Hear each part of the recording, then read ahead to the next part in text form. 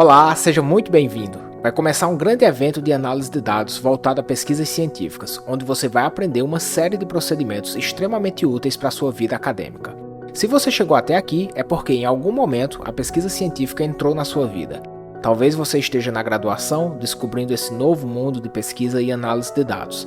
Talvez você esteja no mestrado ou doutorado e já entende a importância que a análise de dados tem para a sua pesquisa e para a sua futura carreira. Talvez até mesmo você já seja professor universitário, mas quer continuar desenvolvendo esse conhecimento, seja para publicar melhor os seus estudos, seja para orientar melhor os seus alunos. O fato é que, independente de qual situação você esteja agora, um enorme passo na sua carreira já foi dado quando você decidiu se cadastrar nesse evento.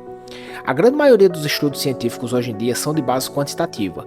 Isso significa que aprender análise de dados é imprescindível para quem deseja se tornar um pesquisador de ponta, se destacar no seu grupo de pesquisa, se tornar reconhecido em sua área. Aprender análise de dados te proporciona crescer academicamente de uma forma que talvez você ainda nem imagine. É esse conhecimento que vai te dar autonomia e independência para você gerenciar suas pesquisas sem depender de ninguém. É com esse conhecimento que você vai ser capaz de publicar seus estudos em excelentes revistas nacionais e internacionais. É com ele que você vai conseguir se destacar em seu grupo de pesquisa, produzir um currículo imbatível para que lá na frente todas as oportunidades estejam muito mais próximas de você do que dos seus concorrentes que não sabem análise de dados. Dito de uma forma muito clara, o fato é que quem sabe análise de dados se torna um pesquisador melhor, é capaz de pensar em problemas de pesquisa melhores e mais complexos. E sabendo analisar os dados desses problemas de pesquisa, é óbvio que seu estudo estará mais apto a ser publicado nas melhores revistas do mundo. Na minha trajetória acadêmica, começar a estudar psicometria e análise quantitativa de dados ainda na graduação foi um grande marco. Com esse conhecimento, ainda no estágio de iniciação científica, publiquei meus primeiros artigos. Foi esse conhecimento que me deu capacidade de atravessar o país, sair da Paraíba e vir para Porto Alegre para concorrer e conquistar uma vaga de mestrado no melhor programa de pós-graduação em psicologia do Brasil, lá em 2008. No mestrado e doutorado, foi também esse conhecimento que me proporcionou fazer excelentes pesquisas, publicar dezenas de artigos e ganhar dinheiro prestando assessoria em psicometria e análise quantitativa. Sem sombra de dúvidas, saber análise de dados foi o maior diferencial da minha carreira. Terminei o doutorado em 2 anos com um currículo muito forte. Aos 28 anos de idade, com o doutorado recém-concluído, eu já tinha me tornado professor da UFRJ, a maior universidade federal do país, atuando exatamente na minha área de expertise, a psicometria e análise quantitativa. Saber análise de dados também me deu segurança para outras etapas da minha vida. 7 anos depois, quando eu já não estava mais satisfeito com o trabalho na UFRJ, foi também esse conhecimento que me deu segurança para eu largar um emprego federal e montar a minha própria escola. Acredite, aprender análise de dados liberta. Ao se tornar um pesquisador autônomo e independente, você está livre para se desenvolver, no seu tempo, sem amarras, sem depender de ninguém. Se você tiver dedicação e ambição de se desenvolver academicamente, eu irei te ajudar nessa missão. O workshop de SPSS foi elaborado para que você evolua 2 anos em uma semana. Ao longo dos próximos dias, irei lhe ensinar uma série de procedimentos de análise de dados comumente utilizados em pesquisas científicas. Eu quero que você entenda desde agora que o conhecimento em análise de dados nunca é um fim por si só, mas sim um meio para que você possa fazer pesquisas de ponta e se desenvolver enquanto pesquisador. Um meio para que você possa criar um currículo imbatível e passar no concurso que você tanto deseja. E sim, análise de dados também pode lhe trazer uma forte segurança financeira, pois caso você deseje, esse conhecimento pode se tornar a sua nova profissão. E se você acredita que análise de dados é um conhecimento difícil de se obter, não se preocupe. Você está diante de uma nova forma de aprendizado, muito mais simplificada do que o que você encontra nos livros e nas salas de aulas das universidades tradicionais. Essa mesma metodologia que usarei aqui ao longo dessa semana vem sendo a minha base de trabalho há mais de 10 anos. É com essa metodologia que venho formando mais de 1.700 pesquisadores mundo afora dentro da Psicometria Online Academy, a minha formação de pesquisadores. E eu montei essa formação porque eu sei que estudar sozinho não é fácil. Você passa horas ou dias tentando aprender coisas que poderiam ser explicadas em apenas alguns minutos. Digo isso porque eu já estive no seu lugar. Já gastei anos da minha vida estudando sozinho, quebrando a cabeça para tentar destrinchar conceitos, sempre na dúvida se eu estava, de fato, aprendendo tudo corretamente. Em inúmeros momentos da minha vida eu pensei, como eu queria ter alguém para me ensinar isso. Como eu gostaria que no Brasil tivéssemos acesso à formação de ponta, como existe lá nos Estados Unidos, na Europa. Pois bem, se você precisa aprender análise de dados e também tem dificuldade de estudar sozinho, chegou a sua hora de se desenvolver junto comigo. Durante essa semana, no workshop de SPSS, coloque como prioridade assistir todas essas aulas com foco e dedicação e muito comprometimento. Prepare-se porque uma explosão de aprendizado vai começar agora. Olá pessoal, tudo bem? Seja muito bem-vindo ao nosso workshop de SPSS. Estou extremamente feliz que começou o nosso evento, estou muito feliz que você se cadastrou. Muitíssimo obrigado pela confiança, muitíssimo obrigado por estar aqui. Eu sei que nessa altura do campeonato, né, nós já temos inúmeras atividades, somos completamente bombardeados, né, por compromissos e demandas. Então eu fico realmente muito lisonjeado de você tirar um pouco do seu tempo, da sua semana, para estar aqui comigo. E como eu falei, né, ao longo dessa semana, né, anterior ao evento, o workshop do SPSS, ele foi desenvolvido para que você realmente consiga evoluir bastante, tá? Então, compromisso público aqui de que esses 5 dias que nós teremos, né, de segunda a sexta, serão dias de muito, muito, muito aprendizado, tá? Então, muitíssimo obrigado por se cadastrar. Meu nome é Bruno Damasio, daqui a pouco eu me apresento melhor. Eu sou fundador do Psicometria Online, que é um portal de divulgação do conhecimento em psicometria e análise quantitativa de dados, e da Psicometria Online Academy, que é a minha formação específica de pesquisadores. E ao longo do ano a gente faz uma série de eventos gratuitos. Esse workshop de SPSS que vocês estão vendo aqui é um desses eventos, né? Então, mais ou menos de 2 em 2 meses, 3 em 3 meses, a gente faz, né, semanas inteiras, né, de conteúdos gratuitos para vocês.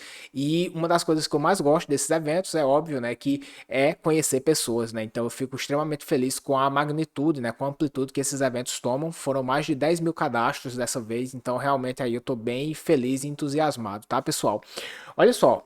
Antes da gente dar início aqui nos nossos tópicos específicos, eu queria só falar um pouquinho, né, para vocês sobre para quem é esse evento, tá? Então, olha só, pessoal, vocês viram, né, que a gente preparou um vídeo aqui para vocês com bastante carinho, onde eu passo um pouco a filosofia, né, do que eu acredito em relação à psicometria e análise quantitativa de dados. Bem, verdadeiramente eu acredito que pesquisadores que trabalham com pesquisa quantitativa, que sabem análise de dados, são pesquisadores melhores, tá? Então, se você está na iniciação científica, você já está envolvido, né, com alguma pesquisa quantitativa, obviamente, se você aprender análise de dados, você vai se desenvolver muito mais. Se você está no mestrado ou no doutorado e você precisa aprender análise de dados para fazer as suas pesquisas de dissertação ou da sua tese, obviamente, se você dominar esse conhecimento, sua vida acadêmica vai ficar muito mais fácil, você vai ter muito mais liberdade, muito mais autonomia e independência para tocar as suas pesquisas. E também, pessoal, esse evento aqui ele é para professores universitários, né, meus colegas que, enfim, já tem, né, uma trajetória consolidada, mas que quer aprender um pouco mais ou quer rever alguns conhecimentos. Inúmeros professores chamam seus alunos, né, para estarem aqui. Inclusive, eu queria agradecer a vocês por isso, tá, pessoal? É um evento aí de realmente muita seriedade, porque o meu grande objetivo na Psicometria Online Academy é desenvolver a formação de pesquisadores para que a gente tenha níveis de pesquisas científicas muito melhores no Brasil, tá? Essa é a minha missão atual. Bem, o que nós vamos aprender, pessoal, ao longo desse evento aqui, tá? Olha só, como é o nosso cronograma, tá, pessoal? Hoje, né, no dia 9 de maio, a gente vai ter a nossa primeira aula, cujo título é Análise Certa para os Seus Dados. Veja, pessoal, que na aula de hoje eu não vou falar especificamente sobre procedimentos de análise de dados no SPSS, tá? A gente ainda vai dar um passo anterior, tá? Que é o quê? Recentemente eu fiz umas pesquisas, né, nas minhas redes sociais e eu descobri, né, que às vezes os alunos eles não sabiam exatamente quais testes escolher para as suas pesquisas. Ou seja, não adianta eu começar a ensinar uma série de procedimentos de análise de dados se depois os alunos não vão saber em quais momentos eles aplicam esses procedimentos nos seus estudos, tá? Então, a aula de hoje é uma aula onde a gente vai descobrir formas de você olhar para a sua pesquisa, olhar para as suas perguntas, desenvolver hipóteses e a partir dessas hipóteses você saber quais procedimentos de análise você deve fazer para tentar, né, responder a pergunta de pesquisa que você elaborou, tá? Então eu diria, pessoal, que essa aula aqui ela é extremamente importante, talvez a mais importante de toda a semana, tá? Na verdade todas são, mas essa daqui é realmente muito especial porque ela foi desenvolvida sob demanda, né? Os alunos me diziam isso, né, que eles não sabiam olhar para suas perguntas de pesquisa e escolher o teste adequado, tá? Então essa aula foi preparada para isso. Na aula de terça-feira, amanhã, a gente vai ter, né, uma aula onde a gente vai falar sobre segredos da correlação.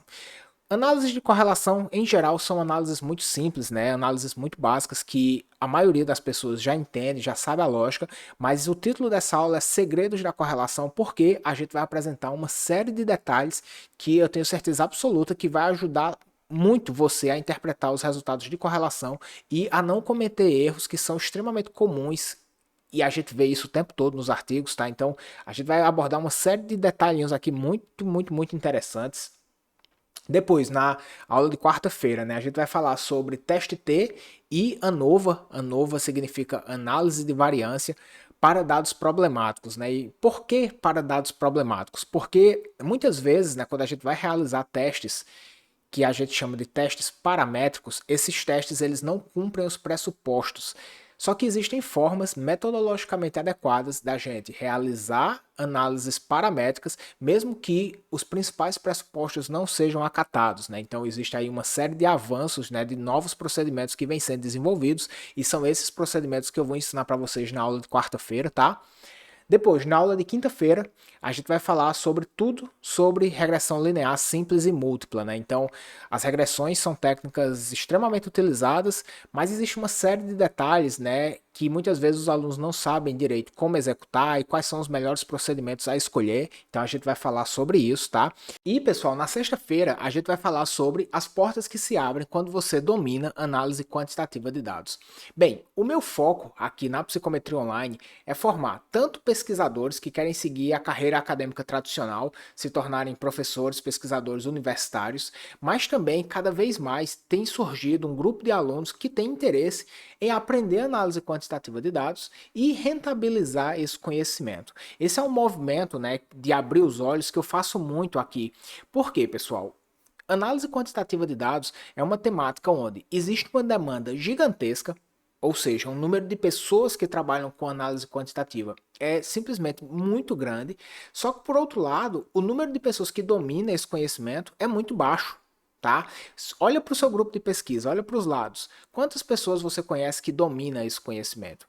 São pouquíssimas. E aquelas pessoas que sabem análise quantitativa de dados têm uma demanda muito grande sobre elas. Então, sim, saber análise de dados lhe torna um pesquisador melhor e você pode transformar isso na sua profissão. E na aula de sexta-feira a gente vai trazer absolutamente muitos dados e muitas informações sobre isso, tá?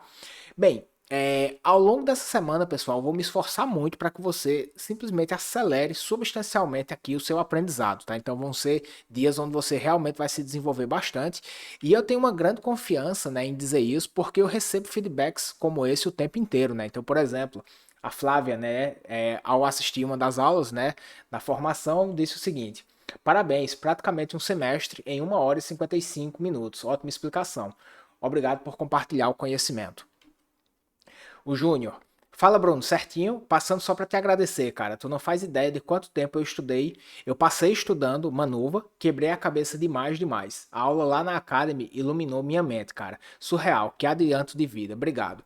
Conhecimento técnico, pessoal, como análise de dados, você pode aprender sozinho, você pode estudar sozinho, você deve, na verdade, mas é óbvio que se você tiver uma mão, né, que lhe mostra ali alguns atalhos, né, onde você pode percorrer com uma certa facilidade, é melhor, né? Então, a ideia da semana aqui é justamente apontar e ensinar vocês exatamente o que vocês precisam aprender para vocês executarem na pesquisa de vocês e vocês terem resultados como esse aqui, ó.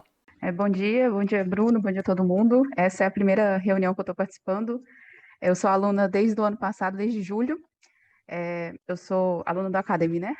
Eu sou aluna de mestrado da USP, inclusive estou aqui, vocês vão ver, né, umas árvores aí no fundo.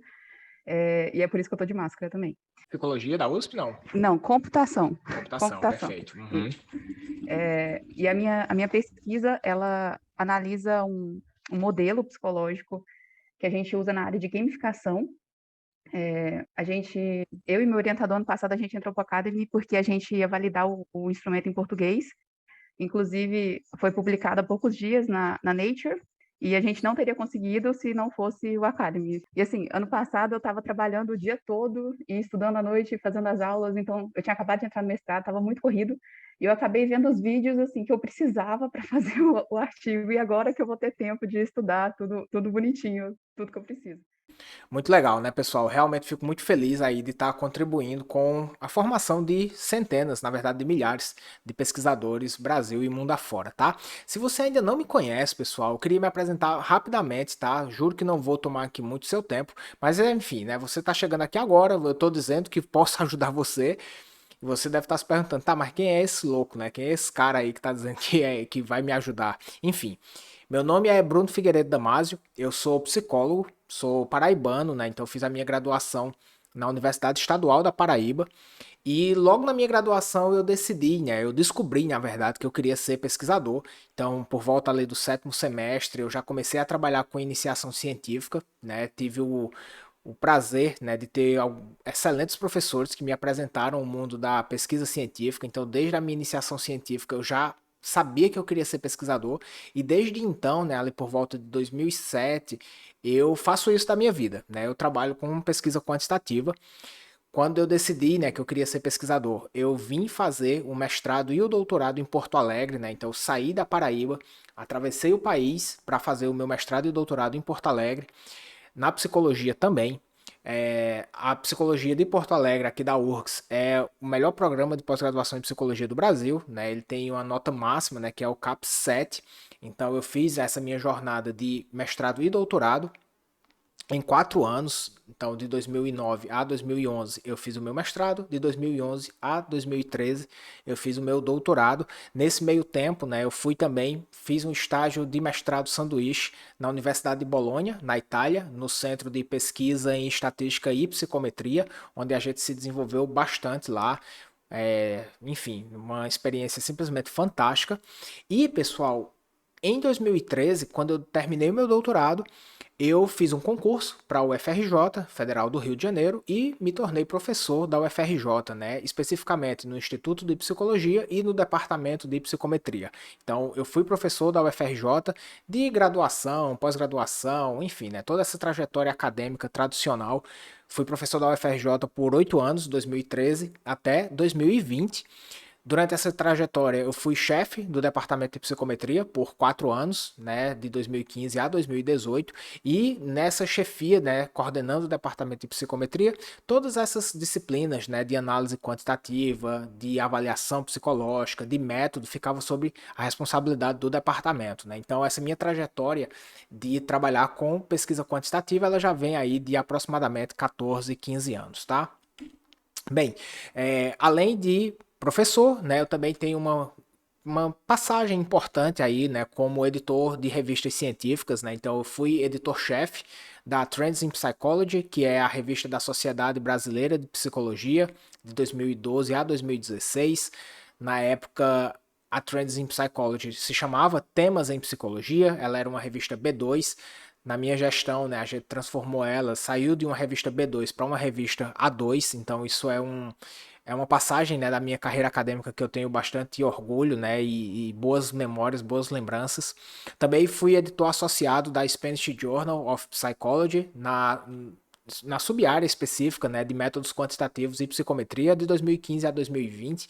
Então eu acho que muitos dos erros, né, muitos dos problemas que eu vejo nas pesquisas científicas, elas não são baseadas exclusivamente na minha experiência enquanto pesquisador, enquanto orientador, mas nessa ampla visão, né, de ter passado anos e anos e anos trabalhando com editoração científica, né, a gente aprende muito, muito, muito, tá? Então, muito do que eu vou ensinar para vocês aqui ao longo dessa semana é baseado nessa experiência também. Eu tenho, pessoal, vários artigos publicados, né? Mais de 60 artigos publicados. E boa parte desses artigos aqui, como vocês estão vendo aqui nessa imagem, eles são artigos em formato de tutorial, onde eu ensino, né, procedimentos de análise de dados, né? Inclusive, esses são os meus artigos mais citados. Então, se você tem interesse, né, em aprender, por exemplo, análise fatorial exploratória, tem um artigo, né, que é muito bem aceito e que está aqui escrito em português para vocês, o uso da análise fatorial exploratória em psicologia. Se você está trabalhando com adaptação, validação, construção de instrumentos psicológicos, tem um artigo também que foi escrito pela minha esposa, por mim e pela professora Denise Bandeira, intitulado Adaptação e Validação de Instrumentos Psicológicos entre Culturas, algumas considerações.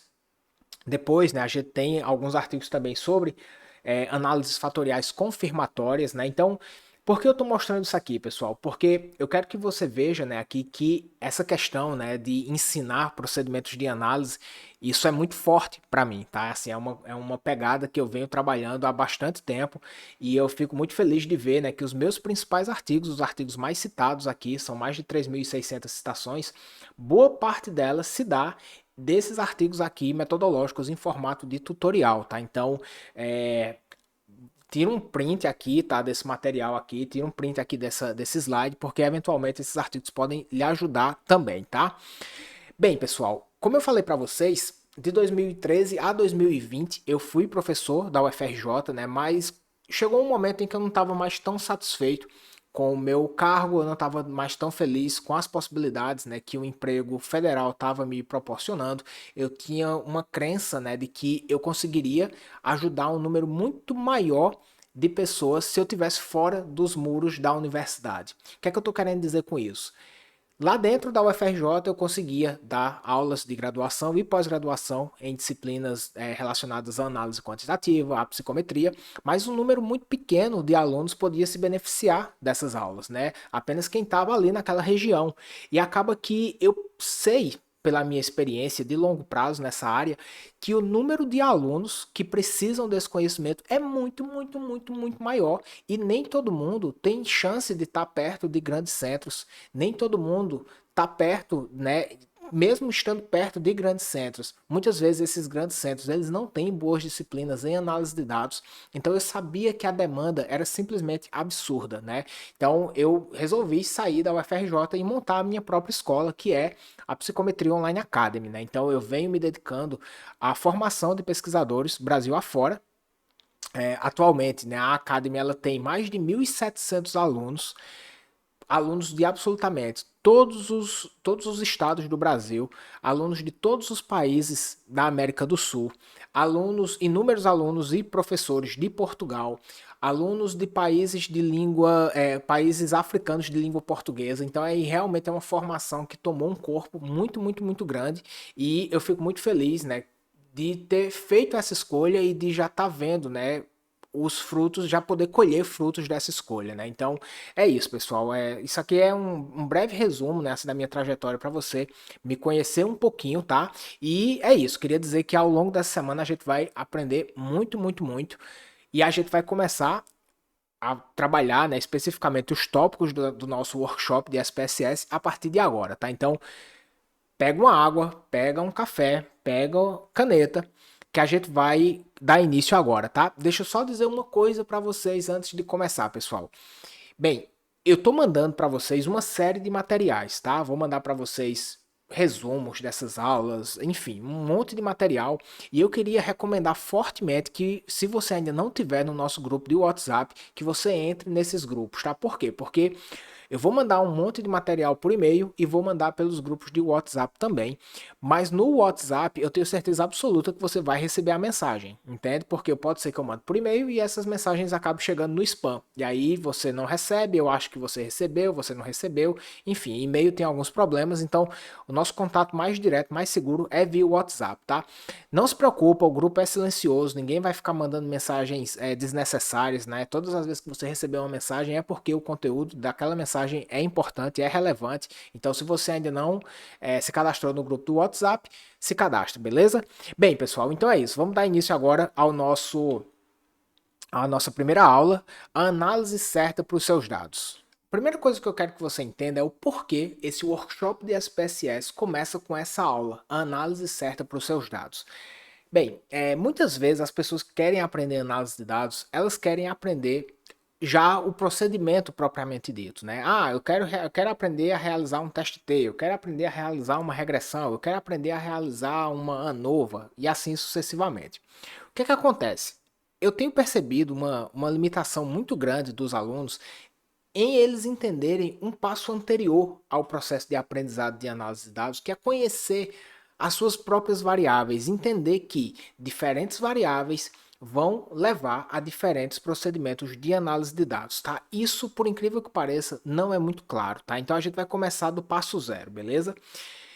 Para você entender isso aqui direito, eu queria que você entendesse já que todo procedimento de análise de dados, ele tem por objetivo responder uma pergunta de pesquisa, tá? Então, se dissesse assim, Bruno, qual é o maior aprendizado que eu devo ficar na aula de hoje? É que pergunta ou a hipótese da sua pesquisa, ela sempre vem antes da análise de dados. A análise de dados, pessoal, para a gente que trabalha com pesquisa científica, a análise de dados é sempre uma ferramenta para você responder a pergunta de pesquisa, tá? Eu costumo dizer que a pergunta de pesquisa é como se fosse um farol que ilumina e guia o procedimento que você deve fazer. Muitas vezes os alunos eles não têm clareza sobre essas perguntas de pesquisa, eles olham para suas planilhas, centenas de casos, dezenas e mais dezenas de variáveis e se sentem completamente perdidos sem saber o que fazer. É óbvio, todo mundo fica perdido sem saber o que fazer se você não tiver clareza na pergunta de pesquisa, tá? Então, pergunta de pesquisa sempre vem antes de análise de dados. Repita esse mantra, tá? Que se você sair dessa aula de hoje aqui com isso, já valeu a pena, tá? Bem, eu vou fazer aqui, pessoal, um exercício com vocês e esse exercíciozinho eu mandei para vocês um material em PDF. Vocês têm uma planilha como essa.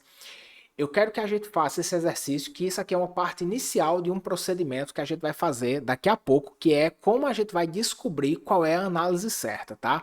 A primeira coisa, pessoal, que eu quero que vocês entendam é que vocês precisam já, desde agora, escrever absolutamente todas as perguntas de pesquisa que vocês têm, tá?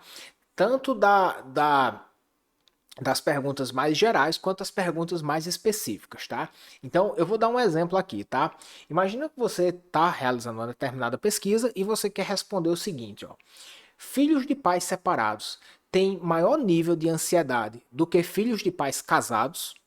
Então, veja, você tem uma pergunta de pesquisa, eventualmente você pode ter uma hipótese. Por exemplo, não há diferença nos níveis de ansiedade entre filhos de pais separados e filhos de pais casados. E aí você pensa, tá, qual é o procedimento de análise de dados que eu vou adotar para responder essa pergunta? Isso, pessoal, essa concatenação entre análise e pergunta, análise, pergunta, análise, pergunta, isso tem que estar muito, muito claro na sua dissertação, na sua tese, onde quer que seja, beleza? E isso deve ser feito para absolutamente todas as perguntas de pesquisa que você tem. Nesse momento agora, eventualmente você não sabe responder qual análise vai ser realizada, mas é isso aqui que a gente vai aprender na aula de hoje, tá? Vou dar um outro exemplo aqui, ó. Imagina que você está trabalhando, por exemplo, com economia comportamental. Você está realizando uma pesquisa para avaliar características de personalidade e níveis de risco em investimentos, tá? Então, por exemplo, a sua pergunta poderia ser algo do tipo: qual característica de personalidade prediz com maior força o perfil de risco que sujeitos adotam nos seus investimentos? E aí você poderia eventualmente ter uma hipótese, né? Abertura à experiência é o principal preditor do perfil de risco. Então veja que se você, né, olha para a sua pergunta de pesquisa, você tem uma hipótese, você deve agora estudar qual é a análise que você vai usar para responder essa pergunta. Mais uma vez, exercícios aeróbicos são mais eficientes na queima de gordura do que exercícios anaeróbicos? Aí você pode ter uma hipótese. Exercícios anaeróbicos são mais eficientes, sim, do que exercícios aeróbicos. Então veja, você não necessariamente precisa ter, tá, uma hipótese associada a cada pergunta, tá? O ideal é que você tenha mais ou menos uma expectativa do que encontrar, mas você só vai precisar da pergunta para que a gente possa descobrir qual é a análise que deve ser realizada, tá? Isso aqui, pessoal, precisa ser feito para absolutamente todos os seus objetivos e perguntas de pesquisa, tá? Tanto os objetivos gerais quanto os objetivos específicos. Então, uma tarefinha que você tem para a aula de hoje é listar absolutamente todas as suas perguntas de pesquisa, tá? Faça isso primeiro, beleza? Por quê, pessoal? Porque ao longo dessa aula eu vou ensinar vocês a olharem a pergunta de pesquisa, descobrir quais são as variáveis que vocês têm nessa pergunta de pesquisa e, por meio de uma planilha guiada, a gente vai chegar na análise certa, tá? Então, por exemplo, né, só para exemplo, quando eu vejo essa primeira pergunta de pesquisa aqui, ó, filhos de pais separados têm maior nível de ansiedade do que filhos de pais casados? Eu sei que essa pergunta de pesquisa eu tenho duas variáveis. Uma primeira variável é uma variável de grupo, onde eu vou ter filhos de pais separados e filhos de pais casados. E eu tenho uma segunda variável que é o nível de ansiedade. Então veja que eu tenho pessoas que vão ter um nível de ansiedade menor, outras vão ter um nível de ansiedade maior. E a minha pergunta é: qual dessas pessoas, desses dois grupos aqui, tem ansiedade maior? Então eu olho a pergunta e eu sei que eu tenho uma variável dicotômica, que é o estado civil dos pais, e eu tenho uma variável contínua, que é o nível de ansiedade. Nesse momento, isso aqui pode estar um pouco confuso para você, tá? Mas é por isso que a gente elaborou essa aula, tá? Você vai entender passo a passo isso aqui. O que é que eu quero que você entenda, né? Primeiro, que você precisa fazer uma lista de todas as suas perguntas de pesquisa.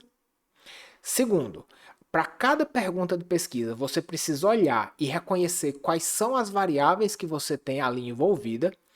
Depois, você precisa conhecer quais são os tipos dessas variáveis, tá? Por quê? Porque você vai ver que, a depender do tipo de variável, a análise muda completamente, tá? Então, pessoal, nesse sentido, a gente vai abordar agora, né? Eu vou ensinar para vocês esses tipos de variáveis, né? A gente tem aqui uma classificação que foi proposta por Stevens em 1946, que vai dizer que as variáveis elas podem ser classificadas em quatro grandes grupos, tá? Primeiro, variáveis nominais, depois variáveis ordinais, depois variáveis escalares, depois variáveis de razão, e você vai perceber que o tipo dessa variável aqui, ela vai determinar a análise a ser utilizada, tá? Então vamos agora entender o que é uma variável nominal.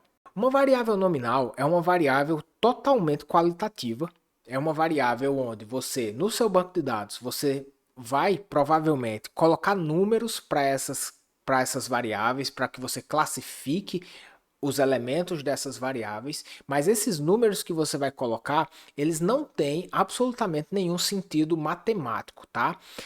Bem, embora as variáveis nominais elas sejam variáveis qualitativas, isso não quer dizer que você não pode realizar análise quantitativa com elas. Você pode, tá? E a gente vai entender como é que isso funciona.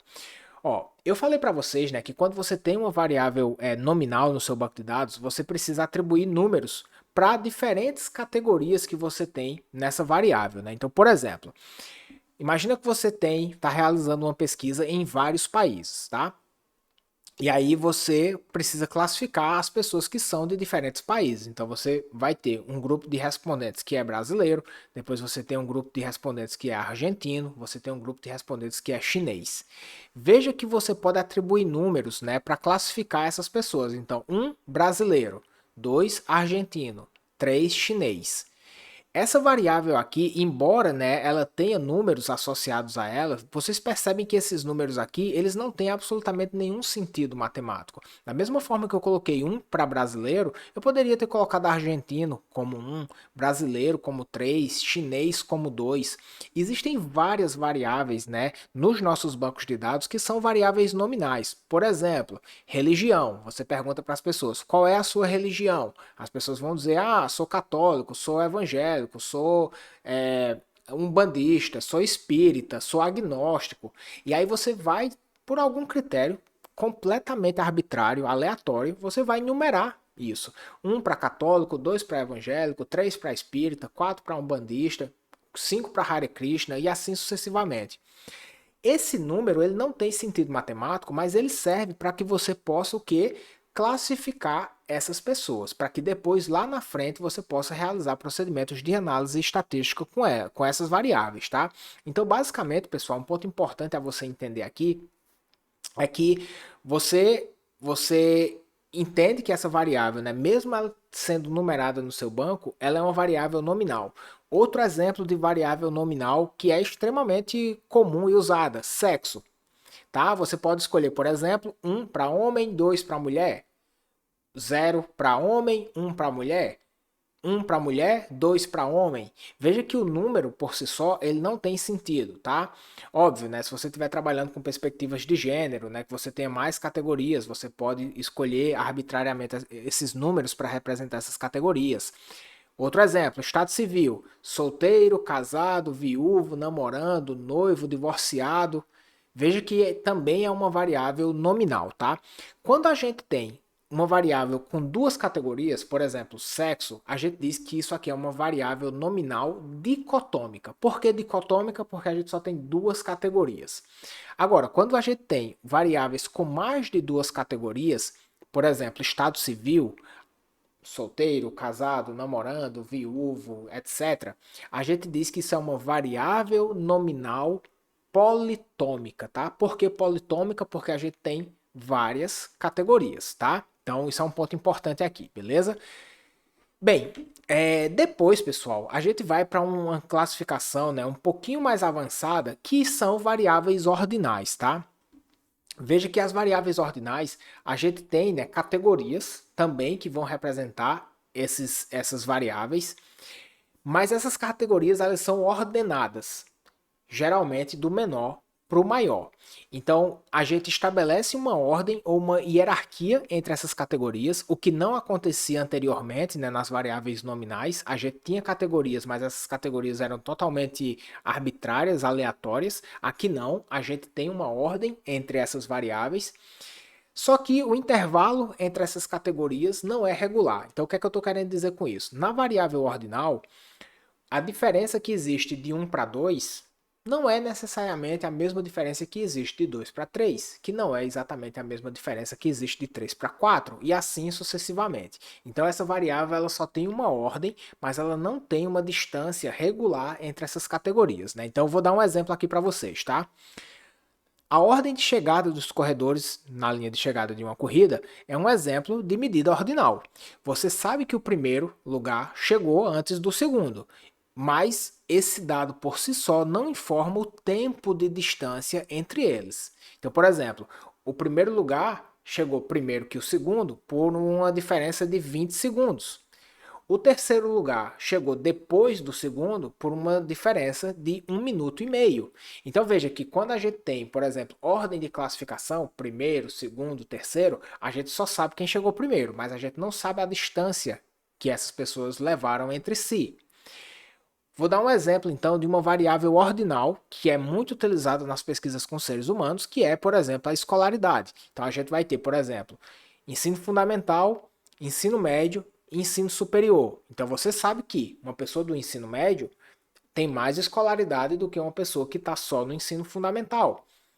Quem está no ensino superior, você sabe que essa pessoa tem mais escolaridade de quem está no ensino médio e de quem está no ensino fundamental. Mas você não sabe os anos de estudos que essas pessoas têm de diferenças. Então, por exemplo, você pode ter uma pessoa ali, né, que está no ensino superior, mas é uma pessoa que já está lá no pós-doutorado, já está lá no seu 7º, 8º ano de pós-graduação consecutivo. E você pode ter uma mesma pessoa que também está classificada no ensino superior e é uma pessoa que está na graduação. E veja que então nessa diferença em termos de anos de escolaridade acaba, né, não sendo apresentadas, não sendo representadas por essa variável ordinal, tá? Então isso aqui é importante ficar claro para vocês. Variável ordinal, a gente tem uma ordem, mas essa ordem ela não tem uma distância métrica muito clara, tá? Isso é super comum, por exemplo, né, em algumas variáveis sociodemográficas, mas também é muito comum nas nossas pesquisas com escalas do tipo Likert, né? Então, se você faz pesquisas com questionários padronizados, você provavelmente já se deparou em questionários como esse, né, onde você vê uma determinada frase e você precisa responder o quanto você discorda ou concorda dessa frase. Então, por exemplo, né, o número 1 significa discordo totalmente. Número 2, discordo. Número 3, nem discordo, nem concordo. Número 4, concordo. E o número 5, concordo totalmente. Veja que isso aqui, pessoal, é uma ordem de concordância, tá? Mas essa variável aqui, ela é apenas ordinal. Por quê? Porque quem está aqui respondendo 4, não necessariamente essa pessoa vai ter o dobro de quem respondeu 2. Entende? A distância de 1 para 2 em termos do nível, né, do quanto aquela pessoa está sobre determinado fenômeno. Então, por exemplo, imagine que é uma escala de ansiedade, tá? A diferença do nível de ansiedade de quem responde 1 e 2 não é exatamente a mesma diferença entre as pessoas que respondem 4 e 5. Então, veja que, embora a diferença seja de 1 ponto, essa diferença aqui ela é apenas metrificada em termos de ordem, tá? Então isso aqui é importante que a gente fique claro, você tenha clareza sobre isso, tá? Bem, depois, pessoal, a gente tem outros níveis de variáveis aqui, que são as variáveis escalares e de razão, tá? O que é uma variável escalar e de razão? Isso aqui é como se fosse um avanço, né? Tem mais propriedades matemáticas do que as variáveis anteriormente mencionadas, as nominais e as ordinais, tá? Nas variáveis escalares e de razão, o intervalo entre os valores é sempre constante. Por exemplo, vou dar um exemplo aqui. Você está medindo o tempo de reação, tá? O tempo de reação, se por exemplo a pessoa demorou 1 segundo para responder e outra pessoa demorou 2 segundos para responder, a diferença no tempo de reação foi de 1 segundo. Esse 1 segundo é exatamente a mesma coisa do que se uma pessoa tivesse demorado 3 e outra pessoa tivesse demorado 4. Veja que você tem 1 segundo, que são exatamente o mesmo espaço temporal de outro segundo mensurado para outras pessoas com outros tempos, tá? Então, o intervalo entre os valores é sempre constante. Outro exemplo de variável escalar, de razão, é a idade, por exemplo. Então, uma pessoa que tem 18 anos, que fez aniversário hoje, e uma pessoa que tem 19 anos, que fez aniversário hoje, o tempo de distância entre essa idade é exatamente igual de uma pessoa que tem 24 anos e fez aniversário hoje, comparado com quem tem 25 anos e fez aniversário hoje, tá? Mas veja que aqui, pessoal, eu estou falando de dois grupos de variáveis, né? Variáveis escalares e variáveis de razão, tá? Então vamos lá. O que é que vai diferenciar uma variável escalar e uma variável de razão? O que diferencia essas duas variáveis aqui é o zero, tá?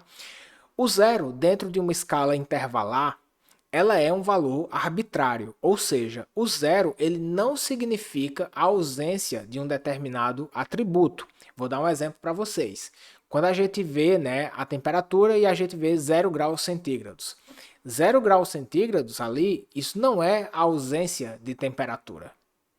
Você pode ter temperaturas negativas, né? Então veja que esse zero ele não significa a ausência do atributo. Vou dar um outro exemplo.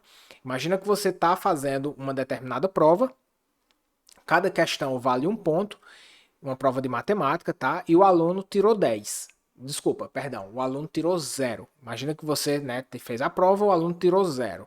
O fato do aluno ter tirado 0, isso não significa que ele não tem absolutamente nenhum conhecimento matemático. Ele só não performou bem, né, não acertou nenhuma das questões dessa prova. Mas isso não quer dizer que ele não tem conhecimento matemático como um todo, tá?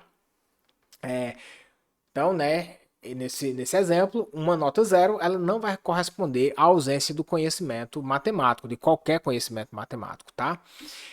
Agora, pessoal, nas variáveis de razão, o zero realmente ele representa a ausência daquele atributo que está sendo mensurado, tá? Então, por exemplo, segundos. Imagina que você está mensurando alguma coisa e deu absolutamente 0,000 segundos. Isso mostra, né, que não teve tempo, absolutamente não teve tempo para ser mensurado. Outro exemplo, salário.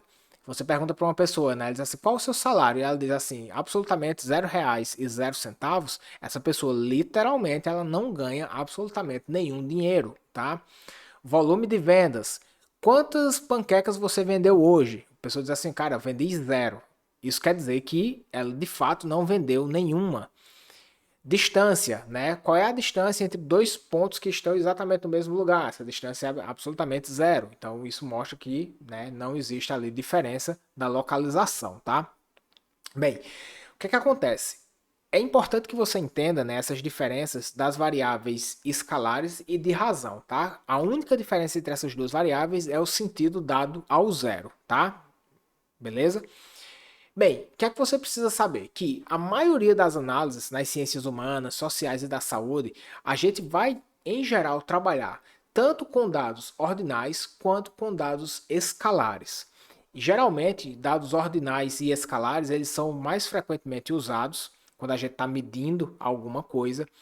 Se você tiver dados de razão, não tem grandes problemas, porque os procedimentos que a gente faz com dados de razão, eles são muito semelhantes aos procedimentos que a gente faz com dados escalares, tá?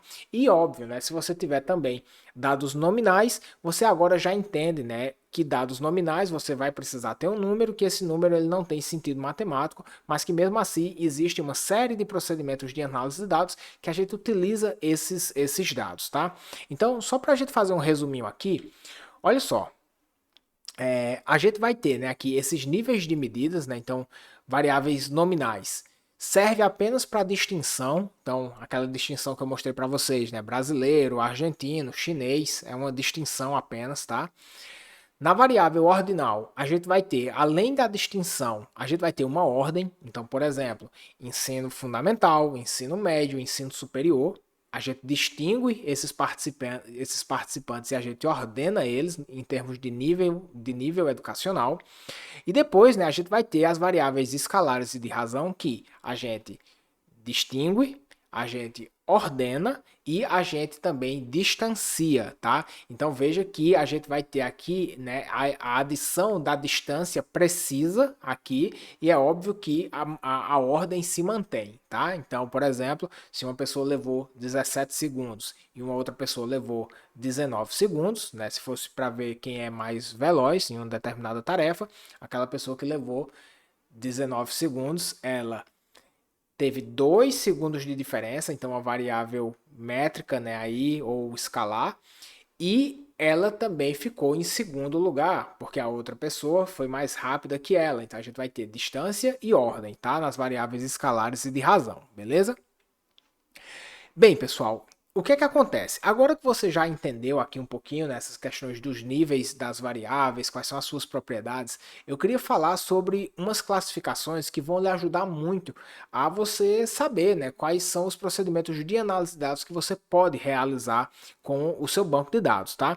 E antes de falar exatamente, né, de uma classificação que eu gosto muito, eu vou falar de uma classificação bem problemática, né, que pesquisadores que geralmente não são da área das ciências humanas, sociais e da saúde acabam utilizando, e eu acho que isso é um problema, tá? Eu vou explicar o porquê.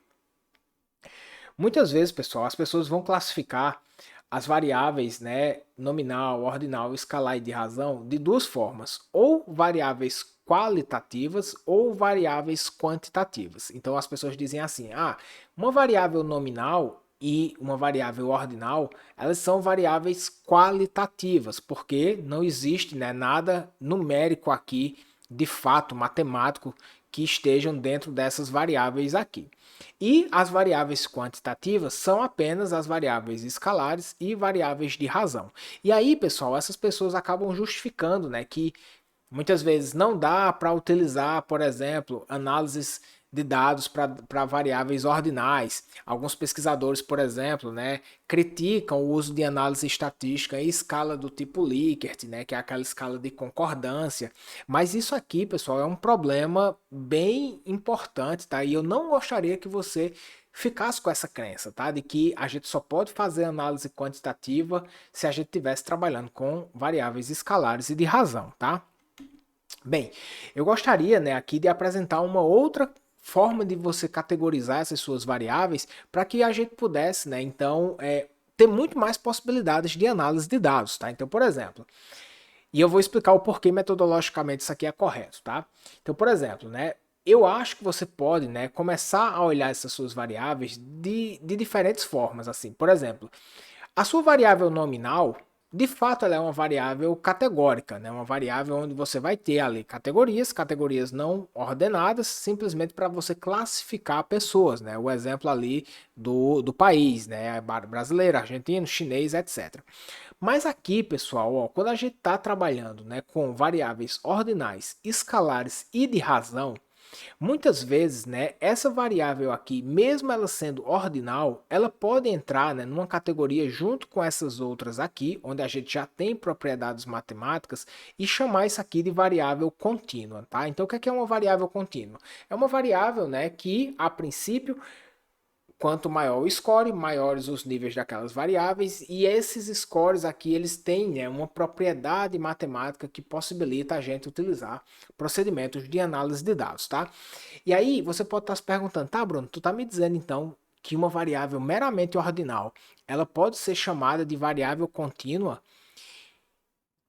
Mas vou explicar para vocês em que situações isso pode acontecer, tá? Por exemplo, é muito comum a gente trabalhar com variáveis escalas Likert, né? Que são essas escalas de concordância, né? A gente vai dizer o quanto concorda, o quanto discorda de uma determinada pergunta, né? E no final que você responder um instrumento, você vai ter um score, né? O que é que acontece, pessoal? Veja que, embora você tenha, né, um item aqui que ele seja oriundo de uma escala Likert que varia de 1 a 5, quando a gente termina de responder um instrumento, o nosso score ele não vai mais variar só de 1 a 5. Ele vai ter uma amplitude muito maior. Então, por exemplo, imagina que você respondeu aqui um instrumento de depressão. Esse instrumento aqui ele tinha 8 itens, tá? Imagina que uma determinada pessoa respondeu 1, né? Discordo totalmente para todos os itens aqui. Então veja que, por exemplo, se esse score, né, desse instrumento, se fosse um instrumento unidimensional, todos os itens, né, indo na mesma direção, o score dessa pessoa aqui, que respondeu 1 para tudo, ia ser 8, tá? 1, mais 1, mais 1, mais 1, mais 1, mais 1, mais 1. Então ela teve um score 8. Agora vamos olhar o polo oposto, né? Uma pessoa que marcou 5 em tudo, concordou com todas as frases. Se ela marca 5 para 8 itens, né? Então 5 vezes 8, o score dela foi 40, tá? Então veja que nesse nosso exemplo, a nossa amplitude mínima e máxima, né, varia de 8 até 40. Então a gente tem 32 possibilidades de resposta, né? Então veja, o nosso item por si só, ele é respondido de 1 a 5. Mas quando a gente pega os scores de um instrumento, essa amplitude ela é muito maior. E aí, por isso, pessoal, que muitas vezes a gente utiliza escalas Likert e trata elas como variáveis contínuas, tá? Por quê? Existe uma série de estudos de simulação na literatura que vem mostrando, né, que quanto maior for o número de categorias da escala Likert, mais próximo isso tende a ser de uma escala, por exemplo, uma escala métrica. Tá? Ou seja, a perda prática de você considerar os scores de uma escala Likert como um número são em geral muito pequenas, tá? Esse aqui é um exemplo, né, de um artigo do Mike Hemtula, que ele diz o seguinte, o título do artigo é quando variáveis categóricas podem ser tratadas como contínuas. Aí ele vai fazer uma comparação de várias formas, né, que a gente chama de métodos de estimação para tentar, né, levantar esses indicadores. E aí os resultados que eles chegam é de que escalas Likert, né, a partir de 6 a 7 categorias, ou seja, né, respostas que já começam ali entre 6 e 7 categorias para mais, a perda em você considerar esses dados como contínuos é muito, muito, muito pequeno. Tá? Então, pessoal, muitas vezes, né, quem é mais das exatas, estatísticos, que não conhecem muito bem essa literatura das ciências humanas, eles dizem assim, a gente não pode fazer análise quantitativa com escalas Likert, porque escalas Likert são meramente ordinais. Isso é um desconhecimento, tá, pessoal, desses estudos de simulação que vem mostrando a efetividade prática, né, de a gente utilizar escalas Likert e fazer análises quantitativas com esse tipo de escala, tá? Vou dar outro exemplo aqui para vocês, beleza? Isso aqui já é um exemplo empírico, né, de banco de dados meu, tá? Existe um procedimento que a gente chama de teoria de resposta ao item, e existe um procedimento chamado procedimentos de análise de hash, que a análise de hash ela consegue pegar o score, a resposta de uma pessoa de uma escala Likert e consegue transformar isso, né, num nível métrico, tá? Tem uma série de questões matemáticas, de formas matemáticas que eles conseguem derivar um score verdadeiramente métrico de uma escala Likert, tá? E aí, pessoal, olha só, eu peguei uma escala aqui, né, uma escala de depressão, oriunda de uma bateria chamada DAS-21, e eu criei os scores dos participantes utilizando a técnica de análise de hash, com scores verdadeiramente métricos, e fiz também um procedimento mais simples, que é simplesmente somar todos os itens, né? E aí a gente fica com aquela amplitude, né, que eu falei para vocês. Olha só, pessoal, quando a gente faz uma correlação, né, do score da DAS, que é simplesmente uma soma dos itens ordinais, e a gente correlaciona, né, com o score oriundo das análises de teoria de resposta ao item do modelo hash, que tem scores verdadeiramente métricos, olha essa correlação, 0,986. Essa correlação ela é quase perfeita, tá? É uma correlação muito, muito, muito alta. Isso mostra, pessoal, que em termos práticos, a perda de você trabalhar, né, com scores métricos e com scores ordinais é muito pequena, tá? Então isso significa que como você tem uma perda muito pequena, você tem uma certa legitimidade para trabalhar, fazer análises quantitativas com escalas Likert, tá? Isso aqui é extremamente importante. Eu não sei se você já ouviu essa crítica, se você não ouviu, mas é importante você estar ciente disso, tá? Estar ciente tanto desses resultados práticos aqui, e isso aqui é só um exemplo, óbvio, né? Mas eu venho trabalhando com esse tipo de análise há muitos anos e isso se repete em inúmeros e inúmeros e inúmeros bancos de dados. E se você não quiser acreditar só em mim, tem essa referência aqui que é super interessante para você ter e, enfim, né, utilizar e conhecer melhor essa literatura, tá? Bem, pessoal, então, por que eu mostrei isso aqui para vocês, pessoal? Porque, pessoal, agora a gente vai aprender a escolher o melhor teste para as nossas perguntas de pesquisa, tá? Então, a gente vai abrir essa planilha aqui, essa planilha que eu mandei já para vocês, tá? Então, abra essa planilha que a gente vai, né, agora aprender a escolher o teste, tá? Essa planilha aqui, pessoal, ela é baseada nessa classificação aqui, tá? Onde a gente vai entender variáveis categóricas como variáveis nominais e as nossas variáveis contínuas, elas vão incorporar tanto as variáveis ordinais quanto as variáveis escalares quanto as variáveis de razão, tá? Então, faça o seguinte, ó. Abra essa planilha, deixa ela aberta, preste atenção aqui nas aulas, tá? Aqui, preste atenção na aula comigo. Eu quero que você faça o exercício comigo e depois você pratique, tá? Com as suas próprias perguntas de pesquisa, tá? Então vamos abrir essa planilha aqui agora. Bem, pessoal, essa planilhinha aqui que vocês estão vendo é uma planilha que eu criei, né? Baseado, na verdade, assim, eu adaptei baseado no livro do Enfield, né? Descobrindo Estatística utilizando o SPSS. Ele tem, né, uma planilha bem similar a essa, né, no final do seu livro. Eu fiz algumas alterações aqui e criei uma versão de Excel, né, aqui para facilitar um pouco a nossa vida, tá? Olha só, pessoal, como é que ela funciona? Você vai ter aqui em cima uma série de perguntas, né? Por exemplo, quantas variáveis de desfecho você tem? Qual o tipo de variável de desfecho, quantas variáveis preditoras e assim sucessivamente. E na medida em que você vai respondendo essas perguntas aqui, você vai sendo levado para o tipo de análise mais correta para os seus dados, tá? Vocês devem lembrar que eu falei para vocês que procedimentos de análise de dados são sempre, sempre, sempre uma ferramenta para responder o quê? Uma pergunta de pesquisa. Então, olha só, a primeira coisa que a gente vai trabalhar nessa planilha é essa parte aqui de baixo, tá? Onde a gente vai responder, na verdade, você vai colocar a sua pergunta de pesquisa, a gente vai entender quais são as variáveis que fazem parte dessas perguntas de pesquisa, quais são os tipos dessas variáveis e depois é que a gente vai ser guiado aqui para encontrar o melhor teste, tá? Então, vamos lá um exemplo, tá? E isso aqui, pessoal, eu preciso que vocês façam isso para absolutamente todas as perguntas de pesquisa de vocês, beleza? Então vamos lá. Imagina que você tem uma pergunta de pesquisa que diz o seguinte, ó.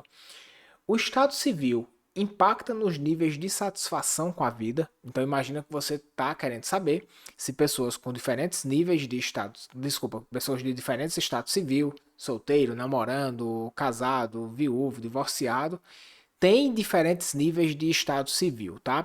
Então, olha só, ele vai dizer o seguinte, ó.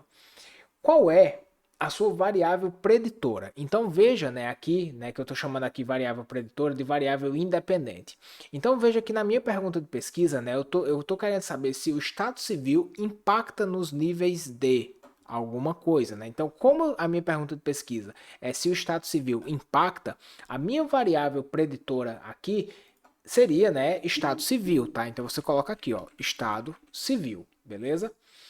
Aí ele diz o seguinte, ó, qual é a sua variável de desfecho? Vamos olhar minha pergunta de pesquisa novamente. O estado civil impacta nos níveis de satisfação com a vida, então o meu desfecho aqui é satisfação com a vida, tá? Aí agora ele chega e diz o seguinte, ó, qual é o tipo de variável? Qual é o meu tipo de variável aqui do estado civil? Veja que o meu estado civil, ele é o quê? Ele é uma variável nominal politômica. Por que nominal? Porque ela simplesmente tem classificações de quem é solteiro, de quem está namorando, de quem é viúvo, de quem é divorciado. A gente vai trazer um número para essas categorias, mas esse número ele não tem absolutamente nenhum sentido matemático, sequer tem uma ordem, tá? Então isso aqui é o que a gente chama de uma variável categórica nominal, tá? Veja, pessoal, que eu falei para vocês que essa planilha aqui, ela só vai dividir as variáveis em duas categorias, tá? Ou ela vai ser uma variável categórica, ou ela vai ser uma variável contínua, onde vai entrar, né, aqui dentro da contínua, vai entrar a ordinal, a métrica, a escalar e de razão, tá? As variáveis ordinais, escalares e de razão, tá? Então veja só, a mesma coisa aqui para satisfação com a vida, né? Satisfação com a vida, ela é o quê? Uma variável contínua. A gente vai ter scores de satisfação com a vida, né? Scores menores, algumas pessoas vão ter scores maiores, algumas pessoas vão ter scores medianos, tá? Então a gente tem aqui uma variável contínua. Então eu vou colocar aqui, ó, contínua, tá? Aí olha só, pessoal, agora vamos vir aqui para a parte de cima, né? Ele diz o seguinte, ó. Primeira coisa, quantas variáveis de desfecho a gente tem, tá? Então veja que as variáveis de desfecho nesse nosso exemplo é apenas uma, que é satisfação com a vida. Então, ó, eu vejo aqui uma, eu já estou aqui, né, nesse bloco verde aqui, tá? Depois ele diz o seguinte, ó, qual é o tipo da variável de desfecho? Então, o meu tipo da variável de desfecho é uma variável contínua. Então, ó, já estou chegando aqui aqui no amarelinho, tá? Depois, quantas variáveis preditoras você tem? Então veja ó, que a nossa variável preditora é apenas uma, que é estado civil. Aí aqui, ó, clico aqui em uma, já estou aqui nessas possibilidades, tá? Aí ele diz o seguinte, ó, qual é o tipo de preditor? O meu tipo de preditor é um preditor categórico, né? Estado civil com várias categorias. Então aqui eu tenho um preditor categórico. Aí ele diz assim, ó, ele diz o seguinte, ó, se o preditor for categórico, quantas categorias a gente tem nele? Duas ou mais de duas? Bem, meu preditor ele tem mais de duas categorias: solteiro, namorando, casado, viúvo, divorciado, né, etc. Então veja que eu tenho mais de duas categorias. Aí, pessoal, depois tem a pergunta que diz o seguinte, ó: se o preditor é categórico, os mesmos participantes são ou diferentes são utilizados nas categorias. Se a gente diz, né, que são participantes diferentes, eu estou dizendo que são pessoas diferentes que estão em cada grupo. Então, por exemplo, as pessoas que são solteiras não são as mesmas que são as casadas, não são as mesmas que são as viúvas, tá? Se você estiver trabalhando, né, com delineamentos longitudinais de medidas repetidas, aí a gente diz, né, que as pessoas que respondem, né, são as mesmas pessoas em diferentes momentos, tá? Aqui no nosso caso, são diferentes participantes para cada categoria. E aí, pessoal, olha só. Ele diz o seguinte, né? Então veja que eu já estou aqui, ó. Eu já estou nessas possibilidades aqui. Aí ele diz assim: os dados atendem aos pressupostos dos testes paramétricos? Se sim, né? Você precisaria, né, fazer testes de normalidade, que a gente vai falar isso um pouco mais para frente. Se sim, você faz uma ANOVA, análise de variância. Se não, você faz um teste de Kruskal-Wallis. Então, olha só, pessoal, a planilha ela foi capaz de me guiar para me dizer que o teste que eu devo usar para responder essa pergunta de pesquisa aqui ou é uma ANOVA, se o teste for paramétrico, ou um teste de Kruskal-Wallis se o teste for não paramétrico. Legal, né? Então veja, pessoal, que você só precisa saber a sua pergunta de pesquisa, quem é sua variável dependente e independente, qual é o tipo dessas variáveis aqui e você vai sendo guiado, tá? Deixa eu fazer um outro exemplo aqui com vocês, beleza? Para a gente solidificar isso aqui, ó. Imagina que você tem a pergunta que diz o seguinte, ó, características de personalidade predizem, vamos colocar aqui, ó, predizem o nível de risco nos investimentos. Então imagina que você fez essa pergunta aqui, tá? Você tem essa pergunta para responder. E aí, olha só, vou apagar aqui, tá? Pra gente fazer tudo novamente, beleza? Aí, olha só, qual é a sua variável preditora? Veja que a minha variável preditora aqui, pessoal, são características de personalidade, né? Quem é a minha variável de desfecho? são os riscos, é o nível de risco no investimento, né? Nível de risco. Como é que eu sei, Bruno? Eu sei disso por causa da pergunta de pesquisa. Características de personalidade predizem nível de risco? Então veja que a própria pergunta me leva, né, a entender quem é variável dependente e quem é variável independente, tá? Então, vamos agora aqui, ó. Tipo de variável da variável preditora.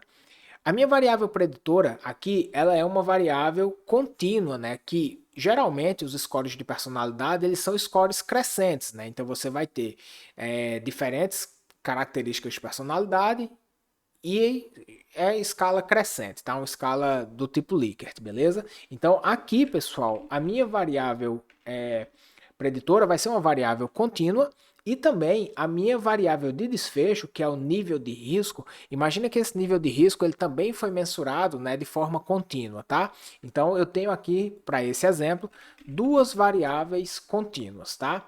Agora vamos olhar para onde a planilha vai nos levar, beleza? Primeira coisa que ele diz é o seguinte, ó, quantas variáveis de desfecho? A minha variável de desfecho aqui é apenas uma, né, que é o nível de risco, tá? Então eu vou colocar aqui apenas uma, tá? Qual o tipo da variável de desfecho? O meu desfecho aqui, ó, ele é contínuo, tá? Então, mais uma vez eu tô aqui. Depois ele pergunta: quantas variáveis preditoras você tem? Veja que eu tenho aqui, ó, características de personalidade. Então, veja que é mais de um preditor, tá? Então eu vou colocar aqui, ó, dois ou mais, tá? Só para você entender, e é óbvio, né, que se você tivesse fazendo uma pesquisa sua, isso você teria mais clareza. Geralmente, quando a gente faz pesquisa com personalidade, existem diferentes categorias, você vai ter diferentes scores para diferentes tipos de personalidade, tá? Então, por isso que aqui é características de personalidade, tá? Você vai ter vários scores. Então, veja que eu tenho, né, aqui mais de um preditor, né? Então, quantas variáveis preditoras? Duas ou mais.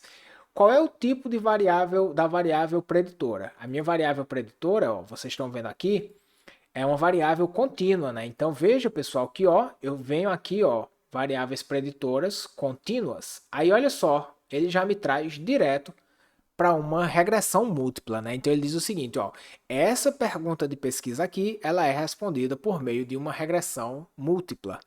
Muito legal, né, pessoal? Então, essa planilha aqui, ela vai ajudar muito, muito, muito, muito, muito vocês, tá? O que é que eu quero que vocês façam? Junto com o PDF que eu mandei para vocês façam uma lista de quais são as perguntas de pesquisa e para cada uma delas, você vem aqui nessa planilha e você faz esse exercício, tá? Veja, pessoal, aqui que eventualmente vai ter uma situação em que você não tem variável dependente e variável independente, que você não tem variável preditora e você não tem variável de desfecho, que é o caso de quando você está trabalhando com correlação, tá? Mas assim, quando isso acontecer, você vai perceber, né, que é indiferente você colocar aqui quem é preditor e quem desfecho, que você vai chegar aqui nas correlações, tá? Você vai perceber isso, tá? Mas enfim, eu acho que por enquanto é isso, pessoal. Vamos lá nos slides novamente que eu quero só falar mais algumas coisinhas para vocês. Por hora, pessoal, por essa aula, eu acho que era isso, tá? Eu acho que a gente já tem aí bastante material, né, para vocês trabalharem, para vocês executarem. Espero que vocês façam um excelente uso dessa planilha, né, desses conhecimentos aqui. Eu queria, pessoal, agora que vocês fossem lá no Instagram, tá? Eu tô com caixinha de perguntas abertas, essa caixinha de perguntas vai ficar aberta a semana inteira. E se você ficou com alguma dúvida, vai lá, me manda uma mensagem, me escreve, porque eu quero realmente que a gente evolua muito ao longo dessa semana, tá? Na aula de amanhã, pessoal, a gente vai trabalhar com o tópico segredos da correlação. Mesmo que você já saiba correlação, apareça nessa aula, porque, como eu disse, segredos da correlação, com certeza absoluta, você vai aprender coisas novas, tá? Por exemplo, como é que você compara magnitudes de correlação para saber se uma variável se correlacionou mais fortemente com uma do que com outra? Você precisa fazer isso de forma metodologicamente correta. Isso é uma das pequenas coisinhas que a gente vai aprender na aula de amanhã, tá? Aula 2. Então é isso, pessoal. Se você gostou dessa aula, se ela foi útil para você, comenta aqui onde você está vendo o vídeo, vai lá no Instagram, me diz como é que essa aula bateu e vamos interagindo que eu quero realmente ajudar muito, muito, muito vocês ao longo dessa semana, beleza? Então é isso, pessoal. Fiquem bem e um grande abraço.